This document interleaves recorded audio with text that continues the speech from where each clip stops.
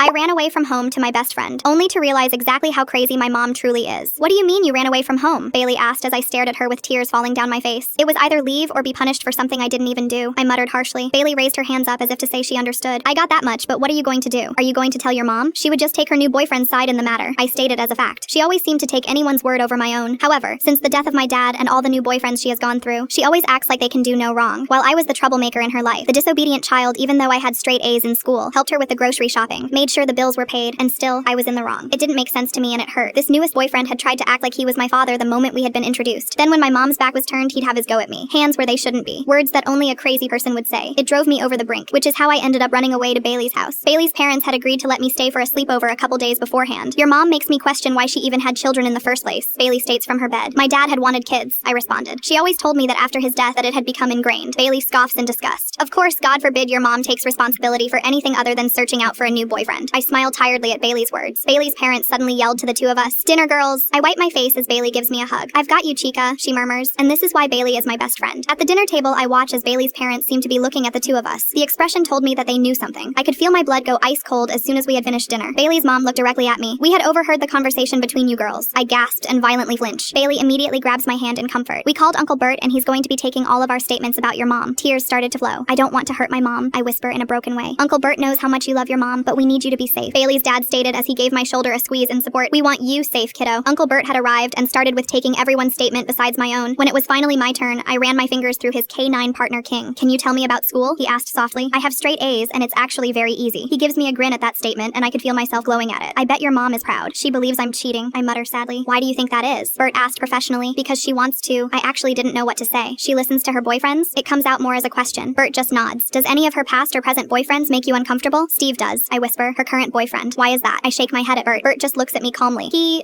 does things?" I say in my softest voice as I turn my head away from Bert. I miss Bert clenching his pen tightly and taking a controlled breath. He calls me names and says things he wants to do to me. A tear runs down my face as I turn to Bert. "You believe me, don't you?" Bert looks at me for a long moment. "I believe. Please excuse me." As soon as Bert left the room, Bailey was by my side, hugging me on the couch. Hours pass before Bert walks into the living room along with Bailey's parents. All of them look sick. What happened?" The adults looked at us nervously for a moment before Bert spoke. "We went to detain this boyfriend, Steve. When we arrived at your house, the lights were on, but no one answered. So we got a search warrant and entered." I swallow and clench at Bailey's hands, needing the support. There was a note that said, "We love each other, and now we can never be apart." We continued searching. "What did you find?" Bert bends down to me and takes my hand. "We found your mom and Steve. Steve had been shot twice in the chest, and your mom had one to the head." Bailey froze, gaping at the turn of events. I look at Bert. "Mom shot Steve and unalived herself? That's what it looks like," Bert states softly. "Good riddance," I state with a glare. "At least she can have a boyfriend to torture for all of eternity instead of me."